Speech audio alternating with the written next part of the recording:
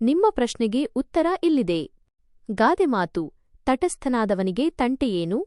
ಈ ಗಾದೆಯು ಒಬ್ಬ ವ್ಯಕ್ತಿ ಯಾವುದೇ ವಿವಾದ, ಗೊಂದಲ ಅಥವಾ ಘರ್ಷಣೆಯಲ್ಲಿ ಭಾಗಿಯಾಗದೆ ತಟಸ್ಥವಾಗಿ ಇದ್ದಾಗ ಆ ವ್ಯಕ್ತಿಗೆ ಯಾವುದೇ ತೊಂದರೆ ಅಥವಾ ತಂಟೆ ಇರುವುದಿಲ್ಲ ಎಂಬುದನ್ನು ವಿವರಿಸುತ್ತದೆ. ವಿವರಣೆ: ತಟಸ್ಥನಾದವನು ಯಾವುದೇ ಒಂದು ಪಕ್ಷ ಅಥವಾ ವಿಷಯದ ಪರವಾಗಿ ಇಲ್ಲದೆ ನಿಷ್ಪಕ್ಷಪಾತವಾಗಿ ಇರುವ ವ್ಯಕ್ತಿ. ತಂಟೆ: ಸಮಸ್ಯೆ, ಜಗಳ, ಗೊಂದಲ ಅಥವಾ ವಿವಾದ. ಯಾವುದಾದರೂ ಇಬ್ಬರು ವ್ಯಕ್ತಿಗಳು ಅಥವಾ ಎರಡು ಗುಂಪುಗಳ ನಡುವೆ ಜಗಳ ಅಥವಾ ವಿವಾದ ಇದ್ದಾಗ ಅದರಲ್ಲಿ ಯಾವುದೇ ಭಾಗಕ್ಕೆ ಸೇರಿಕೊಳ್ಳದೆ ಮಧ್ಯಸ್ಥನಾಗಿ ಅಥವಾ ದೂರವಾಗಿ ಇರುವವನಿಗೆ ಸಾಮಾನ್ಯವಾಗಿ ಯಾವುದೇ ತೊಂದರೆ ಎದುರಾಗುವುದಿಲ್ಲ. ಉದಾಹರಣೆಗೆ, ಇಬ್ಬರು ಸ್ನೇಹಿತರ ನಡುವೆ ಜಗಳವಾದಾಗ ನೀವು ಯಾರ ಪರವೂ ಮಾತನಾಡದೆ ತಟಸ್ಥವಾಗಿದ್ದರೆ ಆ ಜಗಳದ ಪರಿಣಾಮಗಳು ನಿಮ್ಮ ಮೇಲೆ ಬೀಳುವುದಿಲ್ಲ.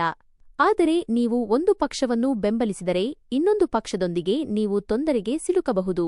ಹೀಗಾಗಿ ಈ ಗಾದೆಯು ಶಾಂತಿಯುತವಾಗಿ ಮತ್ತು ಸಮಸ್ಯೆಯಿಂದ ದೂರವಿರಲು ಬಯಸುವವರಿಗೆ ಒಂದು ಉತ್ತಮ ಮಾರ್ಗದರ್ಶಿಯಾಗಿದೆ.